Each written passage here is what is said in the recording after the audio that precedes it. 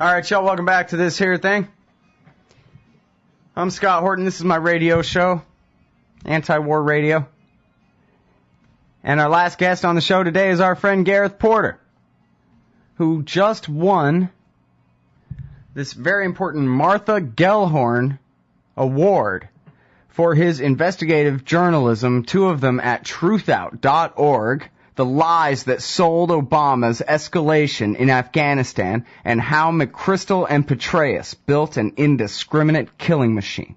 Congratulations, Gareth, and welcome back to the show. Hey, thanks very much, Scott. I appreciate it. That's really a big deal, this Gellhorn Prize, huh?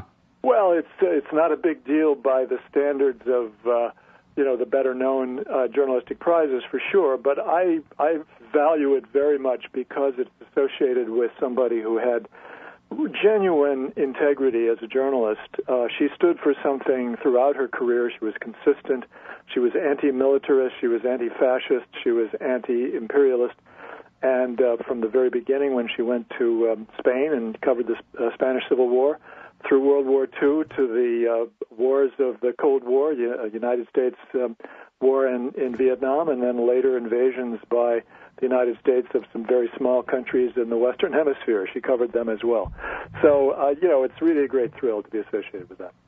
All right, well, if I was some, mucky muck or something, had a word named after me, I'd give it to you.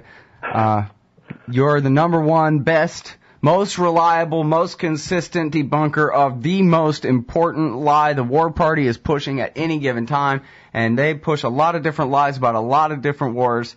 And, there's a reason that I've interviewed you more than 150 times by the WordPress web address count.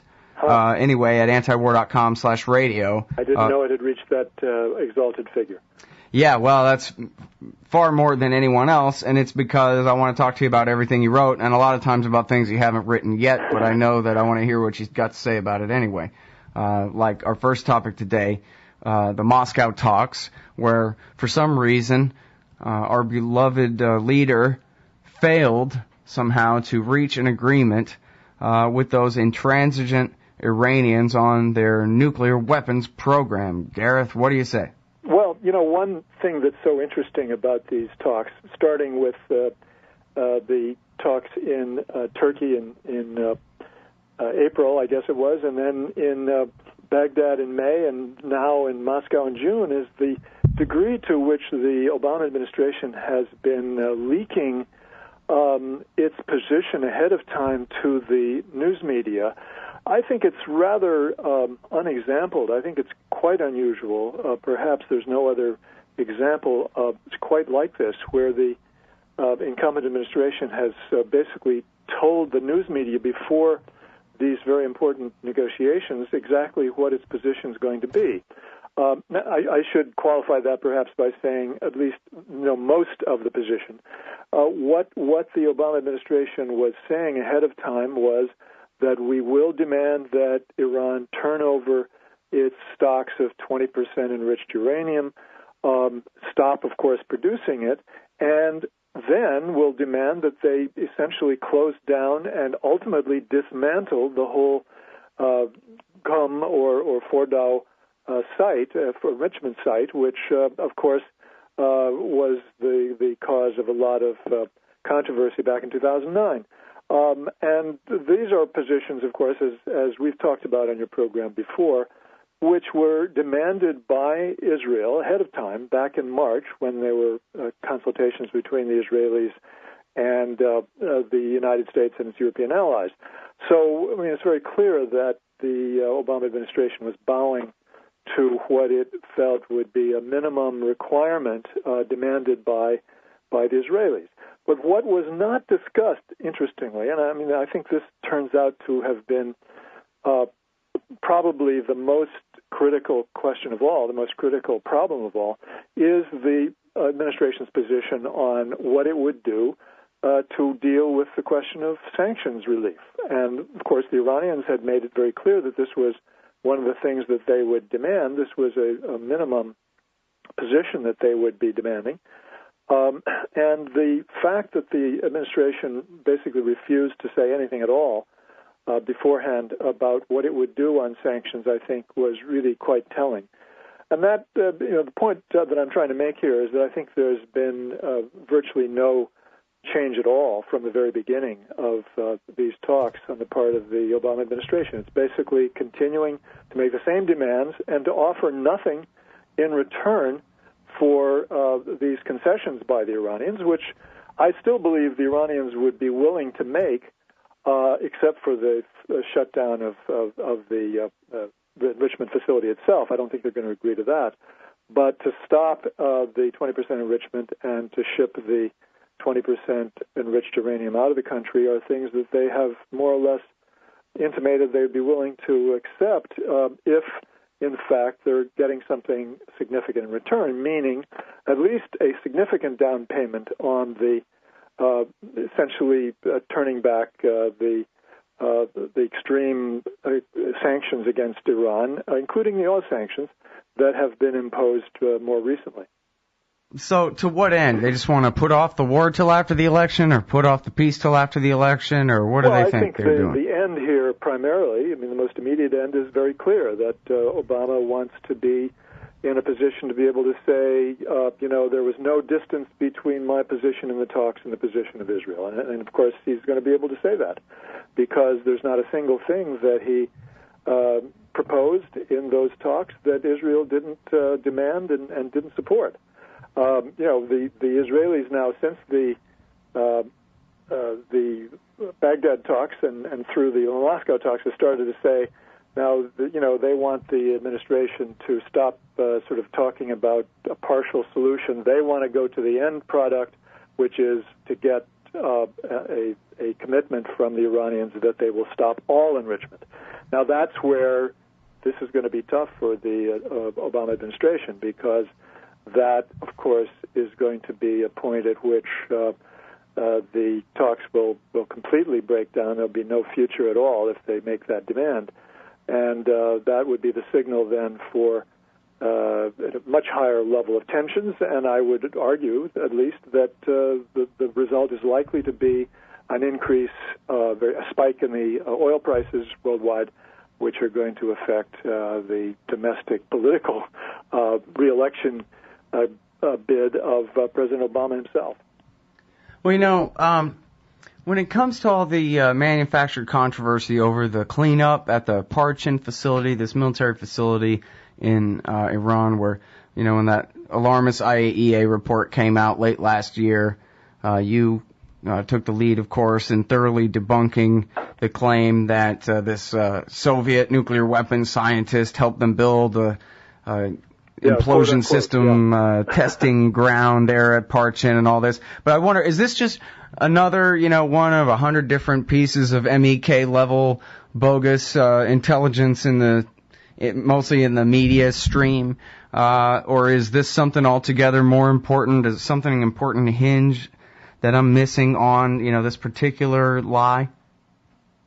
I think this is a more important level of lie, and I'll try to explain why. You have very little time before the next break, sorry. Yeah, I think what's going on here is essentially that the IAEA must function as a kind of a mechanism to keep the Iranians from being able to present even a minimum defense of saying, we are in fact cooperating with the IAEA, we are working on clarifying the issues, the charges that have been made against us.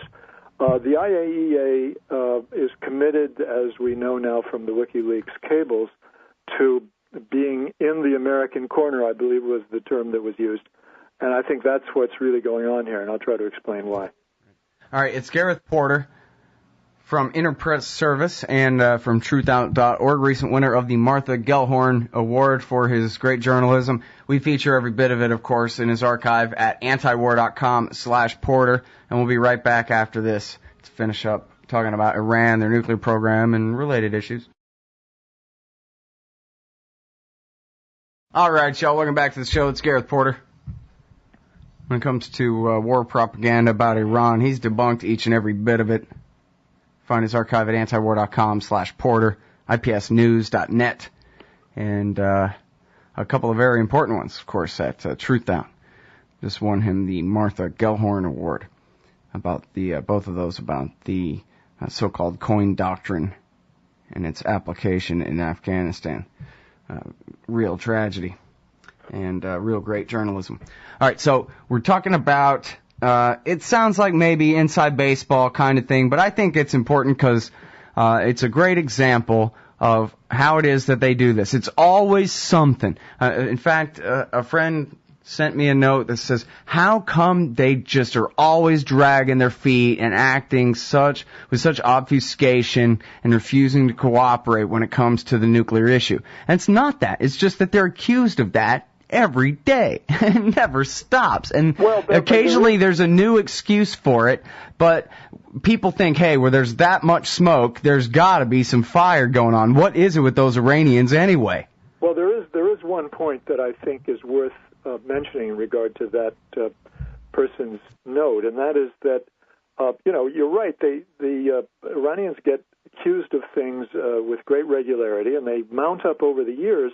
And the Iranian approach to this is quite important to understand, and that is that the Iranians don't immediately come out with all of the information that they could bring to bear to refute and debunk these arguments. What they do is wait until the opportunity comes along where they can do it all at once and make a maximum impact, and at the same time get promised something in return, something in the form of, okay, in other words, we the IAEA will give you some kind of passing grade here that you've actually answered these questions, and we will agree that we're not going to continue to make these charges anymore.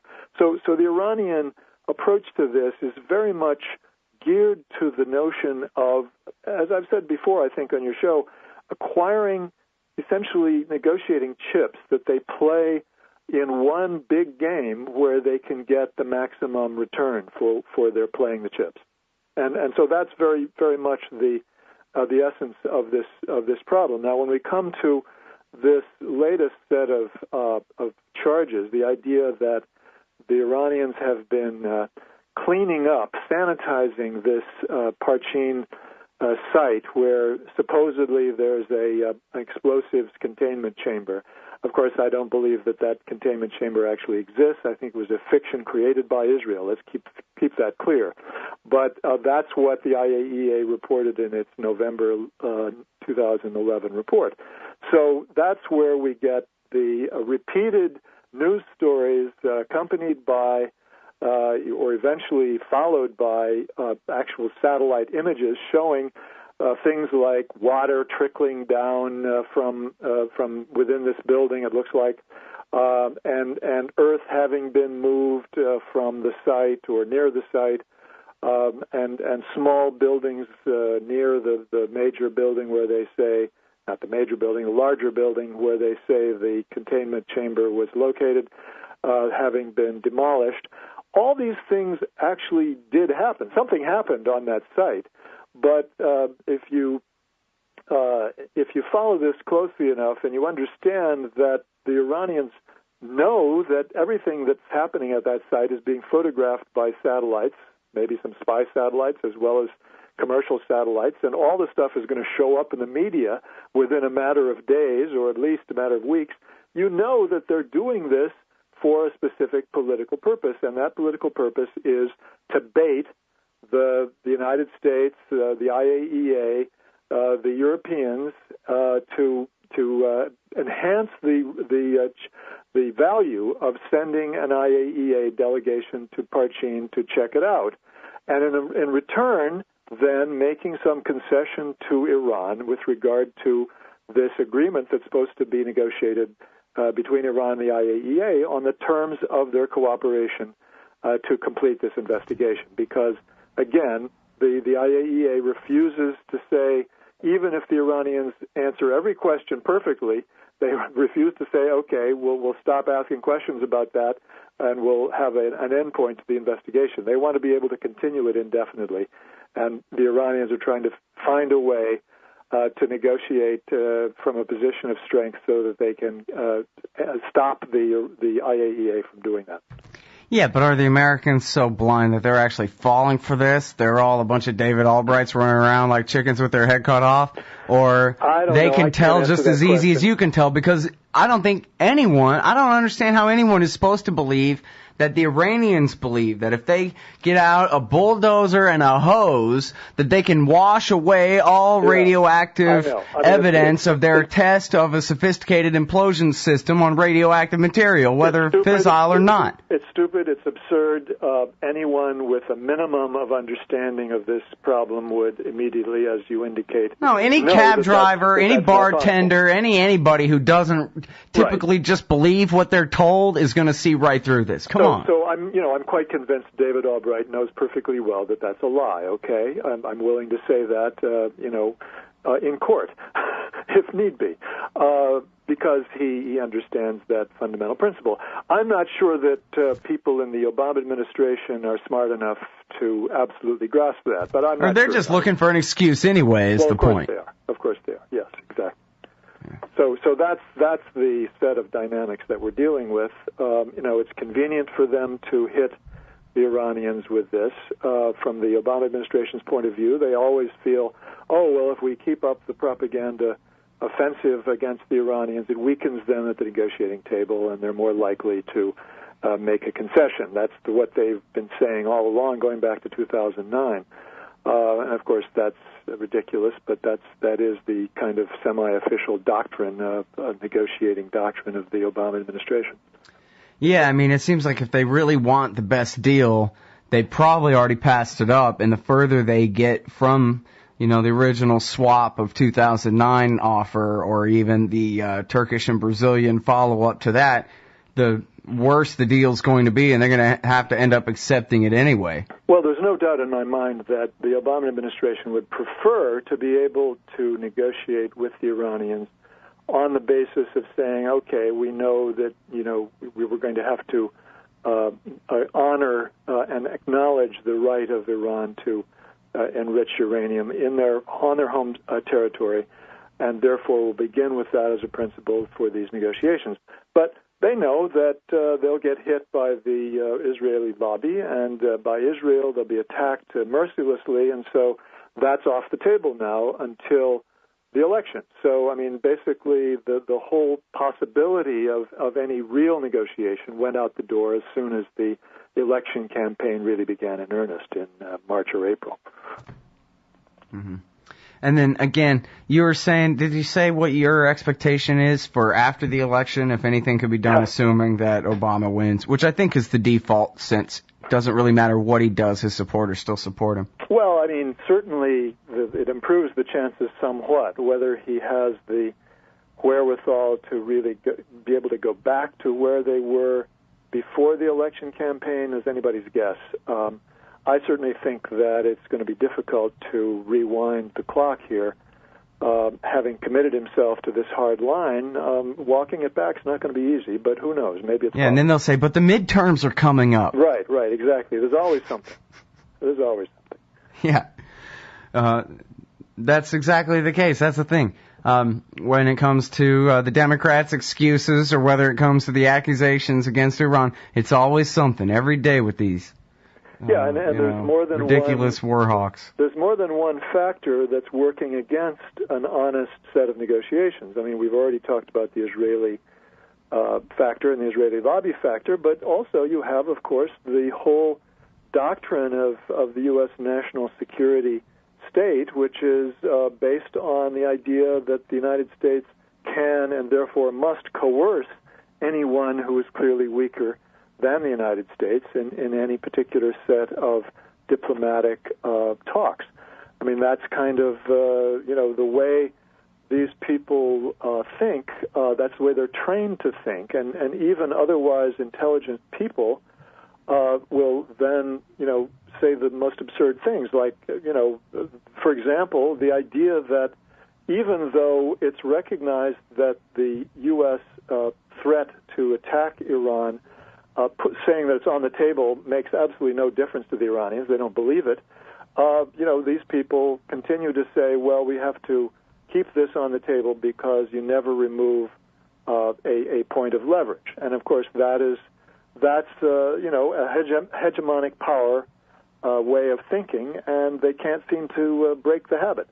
So I think that goes against the possibility of real serious negotiations as well. I admit I'm a little bit surprised at how clumsy it is. But I guess they really are that clumsy. It's not that different, really, in kind from on timetable-wise it is, but the Rambouillet Accord of 1999, where Madeleine Albright said to the Serbs, surrender everything, including every square inch of your palace where you live and the rest of it, or else, and then they called it a peace accord. It was the deal he could not possibly accept, basically. Well, this is one of my hobby horses, the idea that a power like the United States, which has been and continues to be, for want of a alternative, the dominant power in world politics, cannot help itself because of the way in which people are trained to think, the way they learn to think, both in school, in national security institutions, and in American politics, to think about U.S. relations with the rest of the world. Now, just yesterday, you have a quote in the Washington Post Outlook section attributed to the Deputy National Security Advisor, Ben Rhodes, who says, we're not here to preside over the decline of the United States as a world power. What we're trying to do is to give the United States another 50 years of leadership. And, of course, you can substitute the word dominance because that's what's really meant. And this, I think, is a big part of the problem, that these people have been so imbued with the notion of the necessity of the United States to be dominant and all that goes with that they cannot break the habit of all these notions that go with the idea of dominance in the world. Mm. Well, we were talking with Phil Giraldi earlier about how thin the veneer of this war on terrorism is getting when you talk about the invasion of all of Africa, and it's always so obvious. It's, tissue thin, the excuse of terrorism there, when it's clearly all about choking off energy resources to other powers in the world and that kind of thing. It seems, more and more obvious that the consensus, especially, after George Bush and Obama, wasn't the opposite of that at all, really, maybe just toned down a little bit, that same kind of policy. I think at least it's becoming more and more obvious to people that, just because America's screaming and yelling about Iran doesn't mean that Iran necessarily did anything. That really, and let me come back on this question of what motivates the U.S. to get more militarily involved in Africa, for example. I mean, I'm not ready to accept the idea that what's really going on here is that the military is going to control natural resources in Africa. I've heard that argument many times, of course. I know that it's easy to believe that, but on the other hand, you have the Chinese who are much more successful about acquiring resources from Africa without having a single soldier there. So it kind of raises the question, what's going on here, the fact is we don't need military presence to obtain the resources from Africa. It's done through commercial means, and the Chinese have shown us how to do it. But, I mean, the fact is the military has but that's the whole point, is the Chinese are better businessmen than the Americans, so the Americans pull out their gun and cheat, because they're cheaters. Well, I understand that argument, but there's something else going on, which is that the military is feathering its own nest by doing this. They're keeping themselves in business. That's what they're really all about.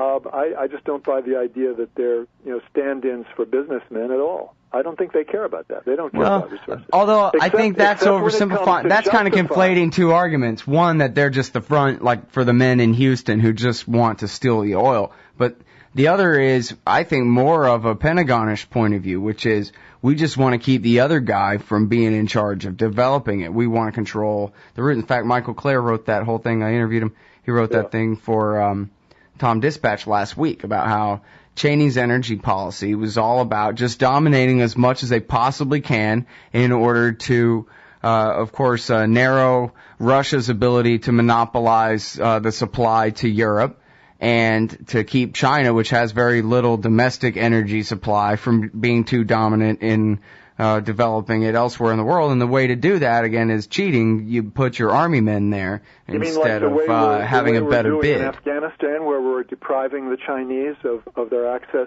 to resources in Afghanistan? I'm laughing, okay. Yeah, well, no, I mean, I think in Afghanistan, nobody's going to really develop anything there. But I'm not so sure about that. I mean, there's lots of Chinese activity, mining activity, which is going on despite the war, and will continue once the war is over. And I mean, the military will have been completely irrelevant, I guess, is the point I'm trying to make to that. And I'm just not convinced that the military really cares about natural resources, except as an excuse. I mean, they use it routinely as a justification for what they're doing. I mean, they always have. We'll never forget that. Right, pretending that none of us will be able to have gas to get to work. That's right. If it's not for them getting that oil for us. It's always been the military's number one excuse for what it's doing, that, you've got to have us to protect resources, which is, of course, a complete lie. Right. They're the biggest waste of resources on the planet, obviously. Yeah. All right. Well, we're way over time. Thank you very much, as always, for your time, Gareth. My pleasure, as always. Thanks, Scott. See you. Everybody, that's the great Gareth Porter. Truthout.org for his pieces, The Lies That Sold Obama's Escalation in Afghanistan and How McChrystal and Petraeus Built an Indiscriminate Killing Machine. Both of those won him the Martha Gellhorn Award. Also, he's written a million important articles for Interpress Service, IPSnews.net, and virtually all of this for anything other than, a couple for the America Prospect years ago or something. All of it is available at antiwar.com/Porter. That's it for the show today. Thanks very much for listening.